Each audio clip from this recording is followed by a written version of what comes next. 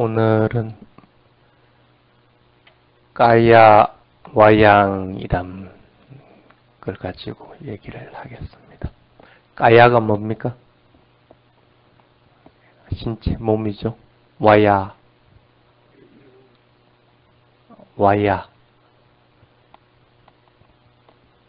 일어남입니까? 사라짐이 아니고요.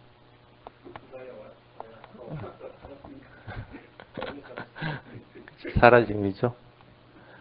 몸은 쇠약해지고 무너진다는 그런 뜻입니다. 와야, 그래서 지혜 중에서 사라짐을 관찰하고 아는 지혜를 뭐라 부릅니까? 와야 누빠사나 냐나 그렇게 이야기하죠. 그리고 와야 락하나 윗바사나 그렇게 하면 어떻게 됩니까? 사라지는 특성들을 바르게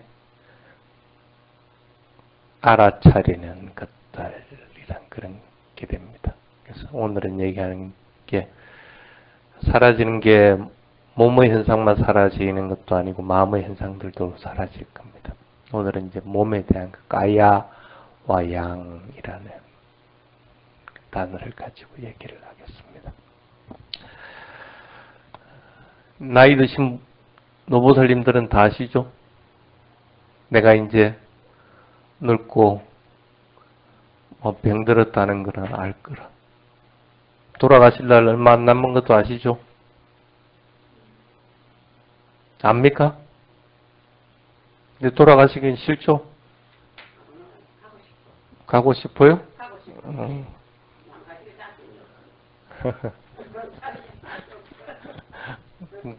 돌아가실 때 돌아가시면 자신이 있어야 되는데 자신이 없으면 어떡해?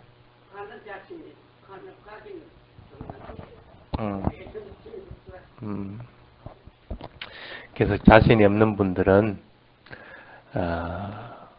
마지막 순간에 잘 돌아가시려면 돌아가실 준비를 하라고 그렇게 얘기합니다. 그래서 옛날에 그 큰 스님들은 돌아가실 때 어떻게 합니까? 곡기를 끊죠. 그러니까 돌아가시기 전에 그렇게 하는 게 아니고 이미 그 전부터 몇 해 전부터 이렇게 준비를 합니다. 몸에 일부러 활기를 불어넣는 것들은 되도록이면 안 잡습니다. 그래서 죽을 때 고생스럽게 안 돌아가시려고 그렇게 준비들을 하기도 합니다.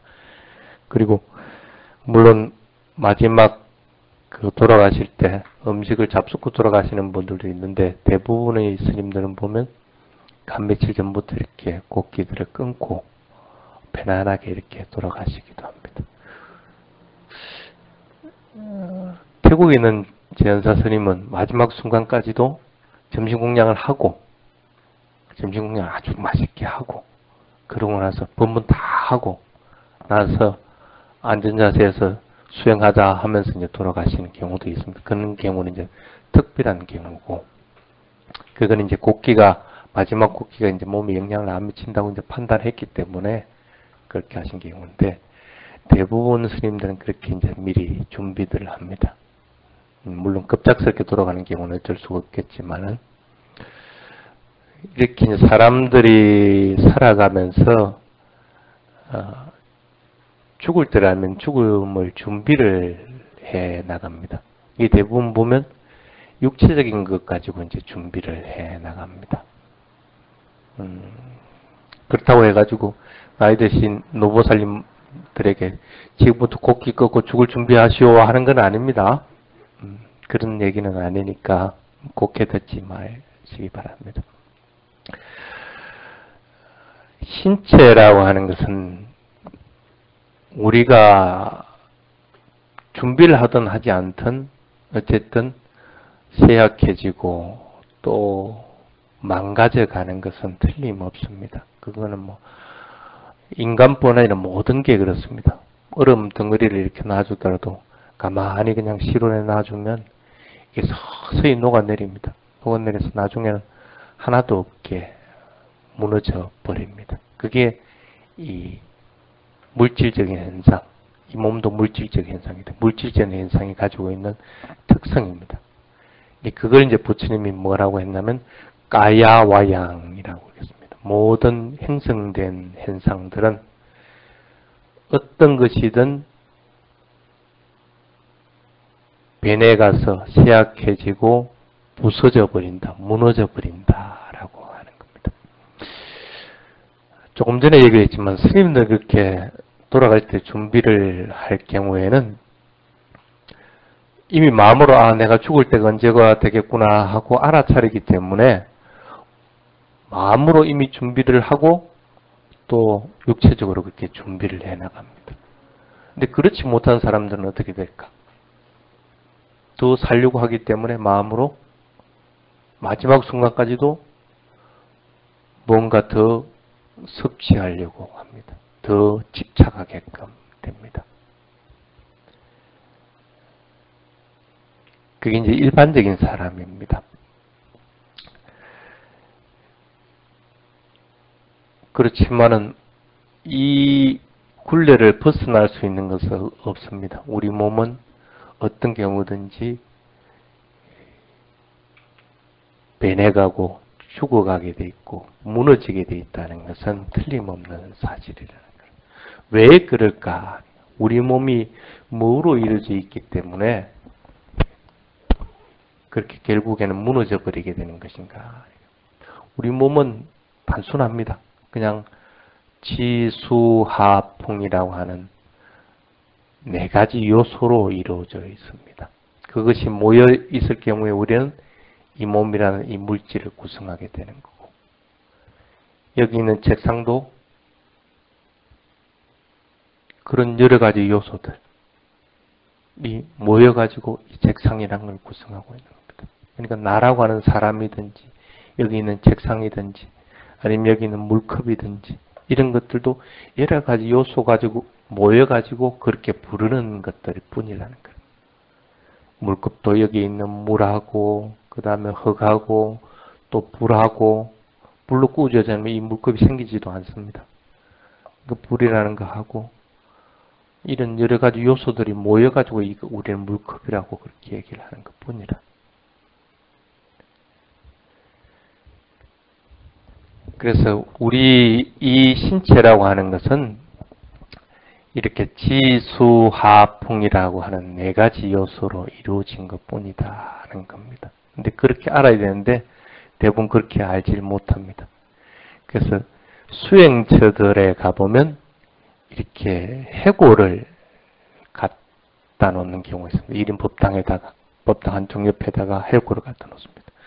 마음이 약한 사람들은 그 해골을 보고 엄마야 무슨 이 법당에다 이 해골을 갖다 놨냐 하면서 그걸 안 보려고 합니다. 불이 났게 집에 가버리죠. 집에 가서도 며칠간 그 해골이 떠오릅니다. 그래가지고 마음이 신란하기도 하고 그렇습니다. 근데 왜 법당에다 그런 해골을 갖다 놓을까? 해골은 이렇게 보면 해골을 가지고 남자인지 여자인지 구별할 수 있는 사람이 있습니까? 거의 대부분 없습니다. 전문가가 아니면. 그게 남자인지 여자인지. 그러니까 해골이라고 하는 뼈 그거는 남자라는 생각도 안 들고 여자라는 생각도 안 들고 단지 뼈일 뿐입니다. 뼈일 뿐이라는 거예요. 지수화풍 중에 딱딱함, 땅의 요소일 뿐이라는 거예요.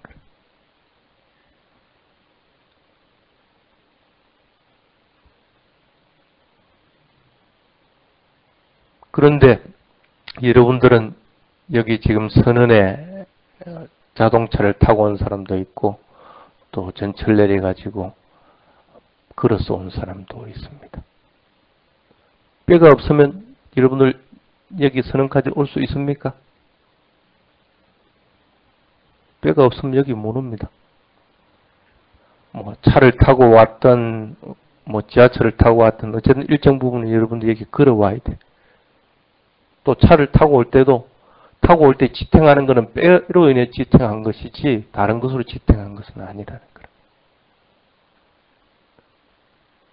그런데도 여러분들은 뼈를 가지고 있는 건 뼈에 주의를 해서 살이 붙고 힘줄이 붙고 가죽이 붙고 그런 것인데, 근데 여러분들은 한 번도 뼈를 본 적도 없을 뿐 아니라 뼈를 보려고도 하지 않는다는 거예요.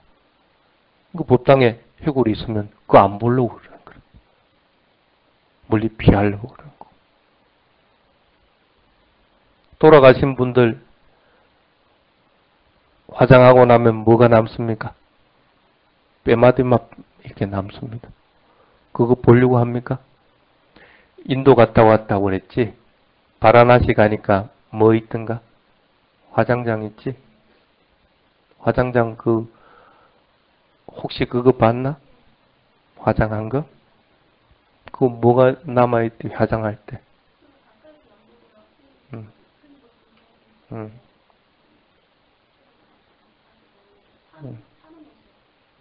그거 보고 어떤 느낌이 들어? 응. 응.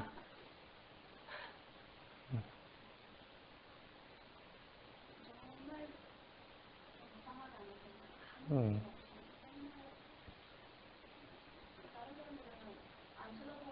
응.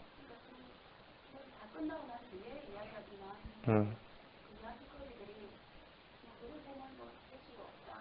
응. 응. 응. 응. 응. 응. 응. 그래.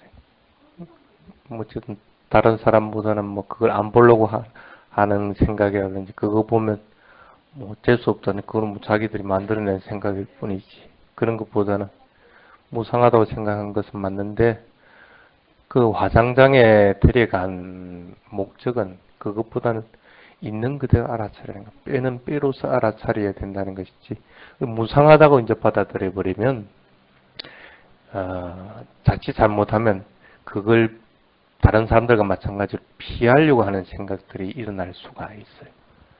그러니까 나도 저렇게 죽는구나 하는 생각을 가지니까 그것으로 인해서 신심을 일으켜서 내가 저리 죽기 전에 바로 빨리 수행해서 도화가 이르러야지 하는 그런 마음을 일으키면 좋은데 그걸 보고 참 덧없는 거구나 아무것도 없구나 하고 생각해 버릴 것 같으면 안 되고 그래서 무상하다는 걸 갖다가 알아차리라는 의미에서 그 화장장에 데려가는 것보다는 그것을 있는 그대로 알아차리라는 그런 뜻입니다. 그래서 스님도 가끔 인도 가면 가장 즐겨 찾는 곳이 그 바라나시 화장장입니다. 직접 앞에 가서 그 냄새도 맡고 또 그 타는 모습들을 그대로 또 지켜보기도 하고. 예. 뭐 감기 걸렸겠지 뭐. 냄새가 납니다. 아주 고약한 냄새들이 납니다. 그래서 뭐 가끔씩 그 다리 하나 툭 떨어지면 그 개가 물어가는 모습도 이렇게 보고 뭐 그렇게들 합니다. 근데 어쨌든 우리가 잘 때도 이 뼈와 함께 자는 겁니다. 뼈에다가 옷을 입힌 거고 그렇게 해가지고 그리고 그 음식을 먹는 거 그렇게 해가지고 사는 거라. 그런데도 우리는 뼈와 함께 사는데도 뼈를 무서워한다는 거라. 그렇게 해서는 안 된다는 거라. 쉽게 말하면 무관심해지려고 해서 될 수 있는 것은 아니라는 거라. 그게 이제 이 가야와양이라고 하는 부분입니다. 이 육체라고 하는 것은 언제든지 변하고 무너지게 되어 있다는 사실을 이제 부처님이 깨우쳐 주는 것들입니다. 그 대신에 자기 자신의 뼈를 그 지수화풍이라고 하는 4대 요소를 갖다가 보려고 하는 것보다는 우리는 자꾸 밖을 향합니다. 밖에 있는 사람, 밖에 있는 나무, 이것은 크다, 작다, 짧다, 길다 이렇게 이제 자꾸 본다. 그래서 다른 것들을 보면서 매우 바쁘게 알고는 있지만 실제적으로는 자기 자신을 보려고는 하지 않는다는 겁니다. 스님들이 출가하면 맨 처음 들려주는 그 개송이 있습니다. 여러분들도 알죠? 깨사, 로마, 낙하, 단타, 따쪼. 전에 수계받은 사람들은 그거 해봤죠? 그게 무슨 뜻이라요? 깨사가 뭡니까? 머리털. 로마, 몸의 털. 낙하, 손톱. 단따, 이빨. 따쪼 하면 피부죠. 깨사, 머리카락. 머리카락을 알아차리십시오. 머리카락 못 알아차리는 사람 있습니까? 자기 머리카락 이거 모르는 사람 있어요? 가끔씩 그럽니다. 그럼 뭐 수행 지도한다면서 뭐 그걸 가르쳐 주느냐고. 머리카락 모르는 사람이 어디 있느냐고. 그런 뜻이 아니죠. 머리카락을 있는 그대로 알아차리라. 있는 그대로 알아차린다는 것은 실제적인 것을 본다는 겁니다. 있는 그대로 보면, 실제적인 것을 보면 그 현상에 대해서 마음이 붙잡히지 않는다는 겁니다. 그래서 머리카락을 보라, 뼈를 보라, 이빨을 보라 하고 얘기합니다. 그런 맥락에서 법당에다가 해골을 갖다요. 해골이라는 머리뼈를 있는 그대로 보라는 거라. 다른 생각 일으키지 말고. 저것은 단지 뼈인 것 뿐이다 하고 알아차리라는 거. 거기에 대해서 싫어하는 마음도 좋아하는 마음도 일으키지 말고. 그렇게 관찰을 해보면 어떻게 됩니까? 머리카락이 예쁩니까? 깨끗합니까? 그리고 머리카락이 항상 변함없이 그대로 고정되어 있습니까? 그렇지 않습니다. 우리가 영양분을 주면 머리카락은 자라게 되어 있고 머리카락은 또 항상 냄새가 나게끔 되어 있다는 것.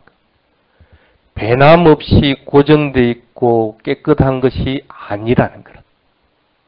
그것을 보라는 것. 그런데도 우리는 머리카락에 대해서 집착한다. 그러니까 머리카락에 냄새가 나면 어떻게 해요? 3% 머리 감는 거. 머리카락을 보고 더럽다는 생각을 일으키지 않고 깨끗하다는 생각을 일으킨다는 거예요. 근데 실제는 그렇지 않다는 거예요.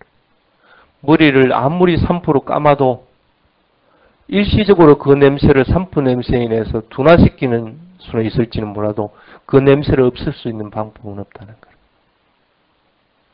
냄새가 없어진다 할 것 같으면 그렇게 깨끗하게 3% 감아놓은 사람을 어디 진공 상태에다가 놔둬봐. 그럼 냄새가 안 나야 될 거 아니야. 근데 하루 지나면 냄새 나거든.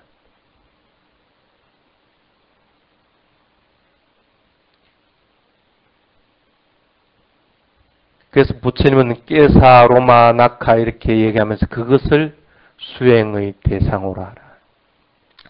변하는 것이라서 불완전한 것이고 그렇게 변하는 것이라서 실체가 없는 것이고 그 실체가 없는 것에 나의 머리카락, 나의 것이라고 하는 것은 있을 수가 없다는 사실을 빨리 알아차리라 하고 얘기를 하는 겁니다.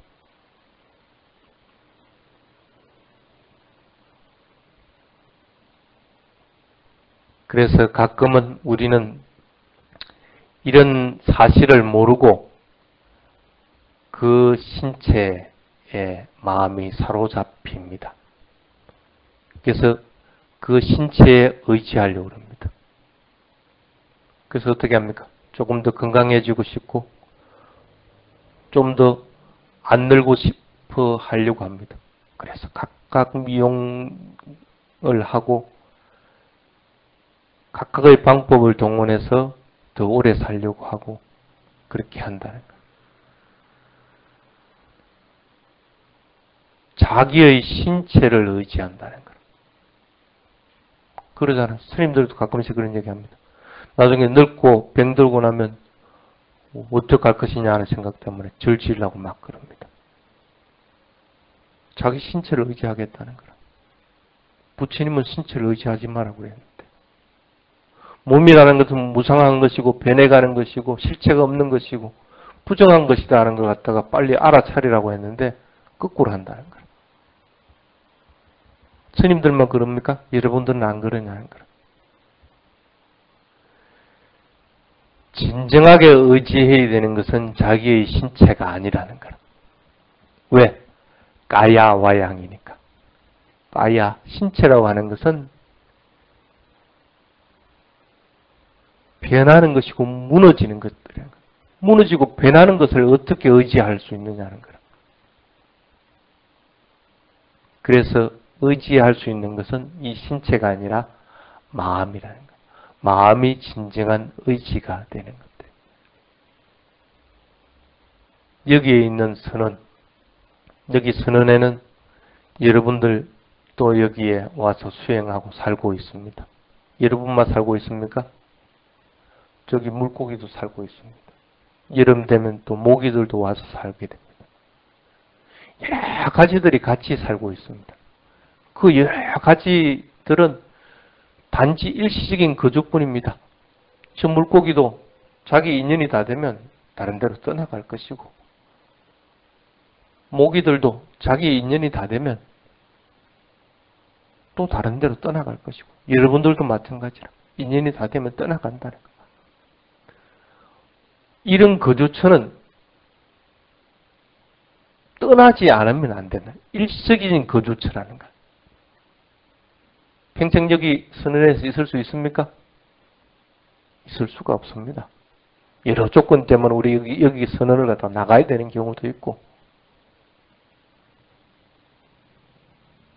뭘 의지해야 되겠어요? 이 선언을 의지해야 되겠어요? 여러분들이 이 선언을 의지하지 않죠? 뭘 의지합니까? 왜 여기 와서 이렇게 스님 법문을 듣고 수행을 합니까? 부처님 법을 의지하려고 하는 거고, 또 내 자신 스스로 노력해가지고 수행하려고 하는, 내 자기 자신을 갖다 의지하려고 여기 오는 것들이라. 이 선을 의지하는 게 아니라는 거라. 그걸 알고 있으면서 자기 자신은 자기의 마음을 의지하지 않고 자기 몸을 의지한다는 거야.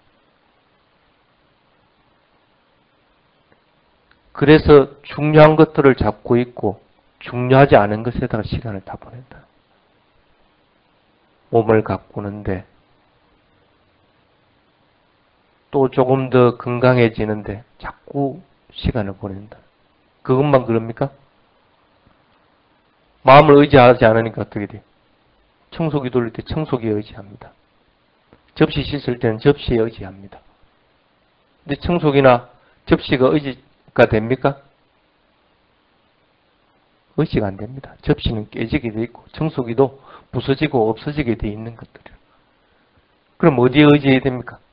청소할 때의 마음이 어디에 가 있는지를 갖다 의지해야 되는 거고, 그릇 씻을 때 뭘 하는, 일으키는 마음, 씻는 그 마음, 그걸 갖다 알아차리면서 의지해야 된다. 근데 자꾸 그걸 잊어먹는다는 거예요. 청소할 때는 마음을 알아차리지 않고 청소한다는 거예요. 그릇도 그냥 그릇을 씻는 거고.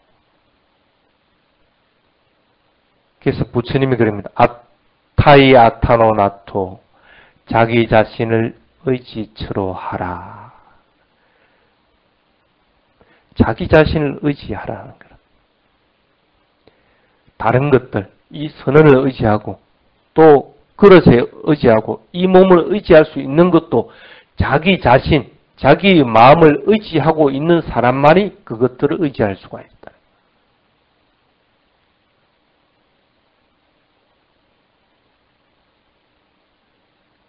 다른 것을 의지하기 전에 우선 자기 자신이 의지치가 되지 않으면 안 된다. 자기 자신이 자기의 마음을 갖다가 기르지 않으면 안 된다. 그래서 마음을 훌륭하게 의지처로 삼아서 마음을 길러 나누면, 정장시켜 나누면 그것으로 인해서 일어나는 것들, 몸에서 시력, 괴로움이 있든 즐거움이 있든 아니면 늙어가든 병이 들든 그래 하더라도 그게 크게 영향을 안 받는다는 거예요. 근데 자기 마음을 갖다 의지체가 안 되면 밖에 것들에, 그리고 의지하지 않아야 될 것들에 의지를 하게 돼요. 자기 몸을 의지한다는 거. 그 몸이 병들면 금방 죽을 것 같고, 머리카락에 냄새가 나면 금방이라도 안 씻으면 큰일 날 것처럼 그렇게 된다.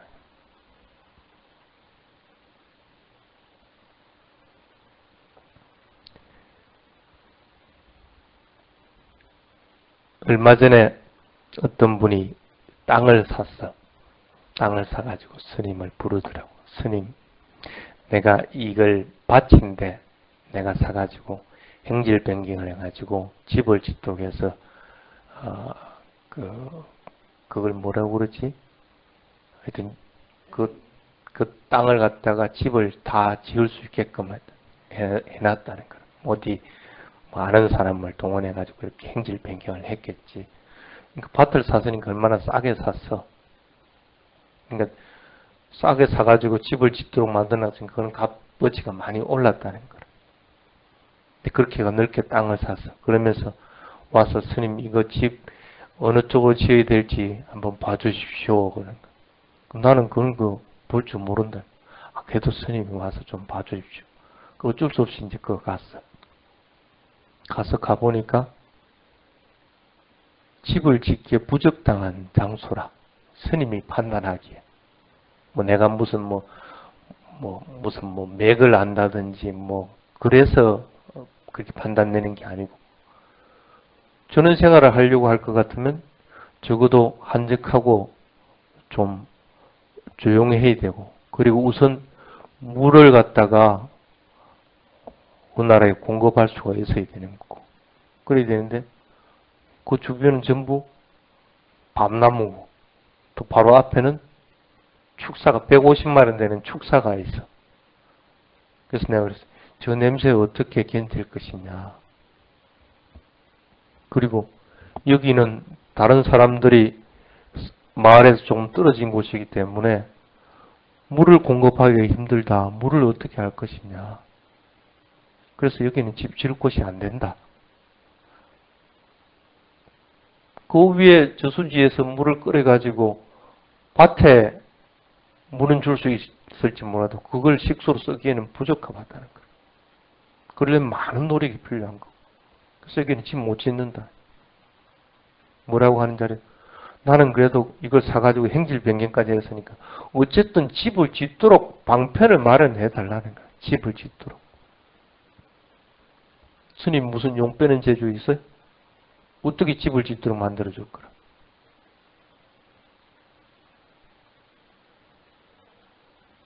나는 그런 거 못한다. 그러니까 이제 대번에 성질을 바락 내면서 스님이면 그거 알 줄 알았더만 괜히 스님 불렀다면서 괜히 널 불러놔놓고. 사람들은 그렇다네. 물건을 얻는 즐거움만 생각하지 얻는 즐거움과 함께 따라오는 괴로움은 생각하지 않는다. 여기 있는 사람들에게 송아지 100마리 죽게 할 것 같으면 다들 주라고 그럽니다. 다들 가져가려고 그럽니다. 얻는 즐거움만 생각한다. 얻고 나서 따라오는 괴로움은 생각 안 한다. 100마리 가져가서 어떻게 할 건데? 어디서 키울 거고 어떻게 할 건데? 그래서 가져오는 괴로움은 그게 얻는 즐거움 못지않게 많다는 거라. 크다는 거라. 근데 그거 생각 안 한다는 거야. 무조건 얻는 것만 좋아한다.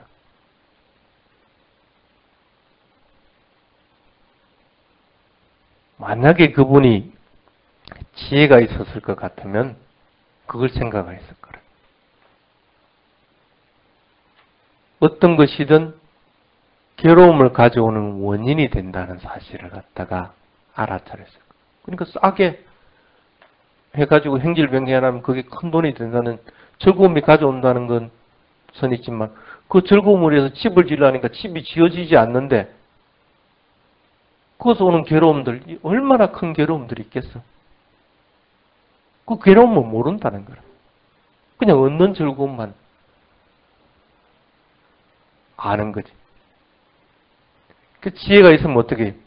주변 것들을 잘 살펴보고 얻는 즐거움뿐 아니라 또 얻어지는 따라오는 괴로움도 있다는 사실을 알고 그 땅을 안 산다는 거야. 그것이 아무리 돈이 되는 것들을 하더라도 당장 집을 지을 수 없는 상황인데 그걸 왜 사가지고 행질 변경을 했냐. 지혜가 없으면. 즐거움이 있으면 괴로움이 따라오게 돼 있는 거고 늙고 병들었으면 죽음을 맞게 돼 있는 것이고 그러한 것들을 분명하게 알아차려야 된다. 자, 나이 드신 노부사님들은 이제 돌아가실 때 얼마 안 남았어요. 돌아가실 때 뭐 가지고 돌아가실 생각입니까?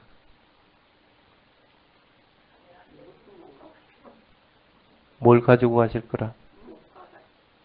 아무것도 못 가져가요? 아무것도 못 가져가면 못 찾겠네, 그럼.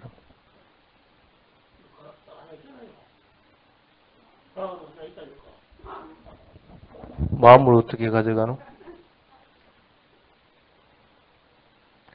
태국 속담에 그런 게 있습니다. 우리말로 하면, 태국에서는 그걸 이제, 태국말로 벨이라고 그러는데, 우리말로 하면 과일인데, 배하고 비슷합니다. 배밭에 앉아가지고 배가 나무 그늘이 굉장히 좋습니다. 배밭에 앉아가지고 열심히 배 먹다가 보니까 눈 깜짝할 사이에 밤이 왔다. 눈 깜짝할 사이에 밤이 왔다.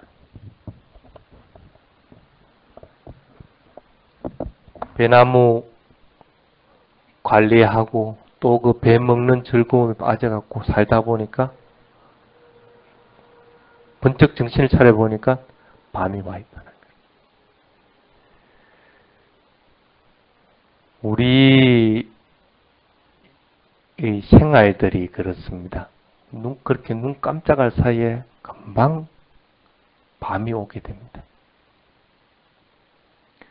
그런데도 우리는 만약에 10원 하고 100원 하고 놔주면 둘 중에 아무거나 가져가시오 할 것 같으면 다 100원 가져갑니다. 10원 안 가져갑니다. 지금 내게 필요한 것이 10원인데 그 10원만 가져가는 사람은 없다는 거예요. 100원 가져간다는 거예요. 가져가면 당연히 그거 나중에 두고 다른 데 쓰겠지 하는 생각도. 근데 그것으로 인해서 가져오는 괴로움들은 생각하지 않는다는 거예요. 만약에 지금 10원 100원이라고 얘기했지만 그게 큰 돈일 것 같으면 어떻게 되겠어? 그냥 10원 가져왔으면 그거 그냥 섣불리 쓰면 문제가 없는데 100원을 가져오니까 나머지 90원은 어떻게 할 거야? 보관하면 도둑이 될 염려도 있는 거고 그것으로 인해서 가족 간에 서로 차지하려고 분쟁도 있는 것이고 여러 가지들이 있는데도 그걸 생각 안 한다는 거야.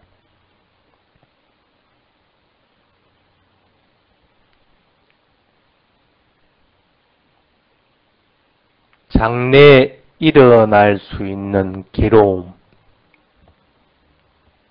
그런 것들을 우리는 예견할 수도 없고, 그래서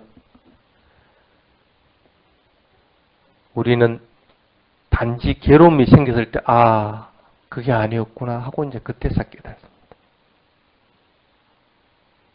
병이 들기 전에는 그것이 괴로운 걸 모른다.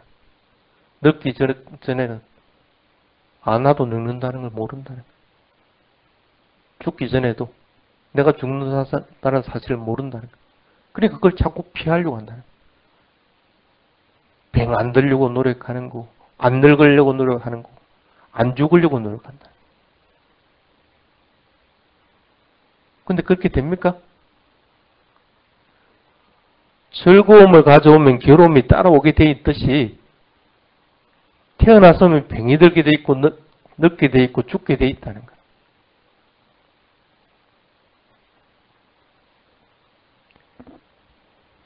이 동남아 사람들은 지금은 그러지 않는데 치약이라는 것이 있어가지고 그러지 않는데 옛날에는 이빨을 뭐로 닦았는지 아세요? 숯으로 닦았어. 숯. 왜 숯으로 닦았는지 알아요? 혹시 아프리카나 동남아 사람들 보면 이빨 굉장히 하얗죠? 숯으로 닦으면 이가 하얘집니다. 그 대신에 숯을 안 닦고 그냥 물로 가지고 이렇게 헹구낸 사람들은 이가 누렇습니다. 근데 이가 누래도 그런 사람들은 이가 오래도록 있어. 근데 숯으로 이를 닦아는 사람들은 금방 이가 해져 버려.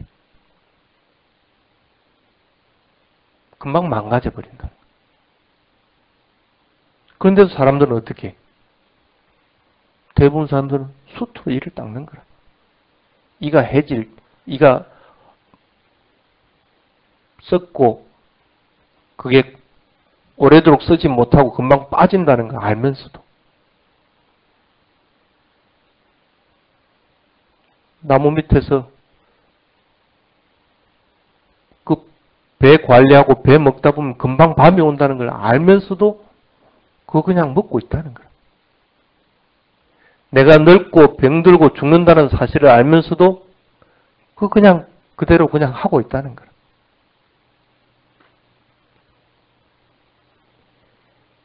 이렇게 괴로움이라는 것은 밖으로 생기는 게 아닙니다. 늙는 것도 내가 늙는 거고, 병드는 것도 내가 병드는 거고, 죽는 것도 내가 죽는 것이지 밖에 것이 늙고 병들고 죽는 게 아니라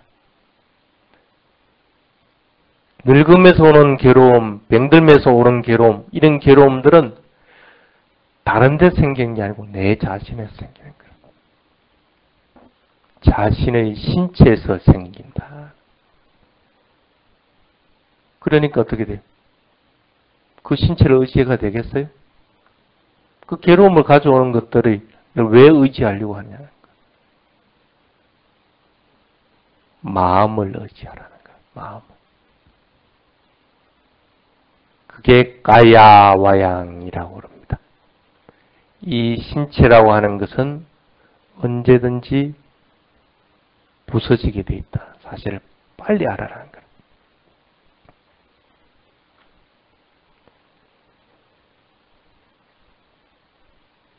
그래서 그렇게 하지 않으려고 할 것 같으면 우리는 집착하는 것으로부터 빨리 벗어나야 된다.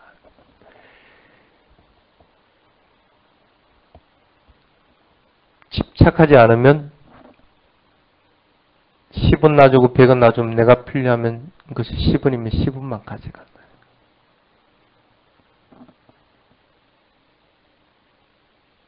마음이 의지체가 되어 있을 경우는 그게 가능합니다. 그런데 물질적인 것, 이 몸이라는 물질 아니면 다른 물질의 의지체를 구할 것 같으면 100원을 가져간다. 집을 지어서 내가 편안하고 안락하게 사는 것이 목적일 것 같으면 그런 곳을 구한다는 거예요. 그런데 그렇지 못할 경우에는 무리수를 두게 된다. 괴로움을 가져온다. 몸은 항상 부서지게 되어 있다는 사실을 반드시 명심해야 됩니다.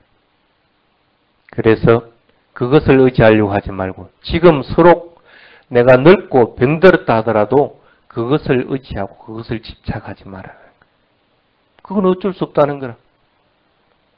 태어났으면 신체는 물질적인 현상은 반드시 무너지고 부서지게 되어 있다는 것이라는 거라.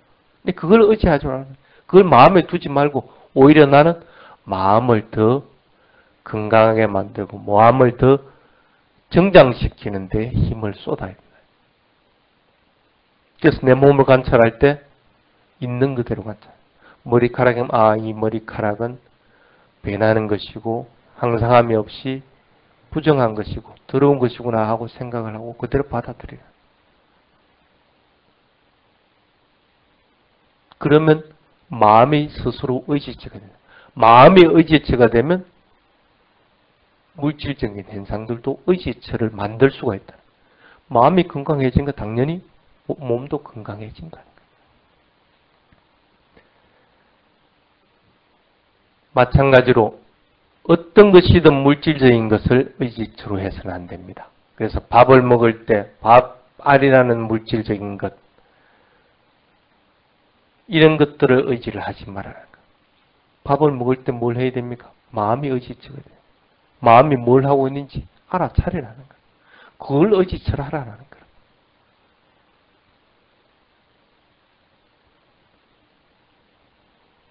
자, 오늘은 여기까지 하도록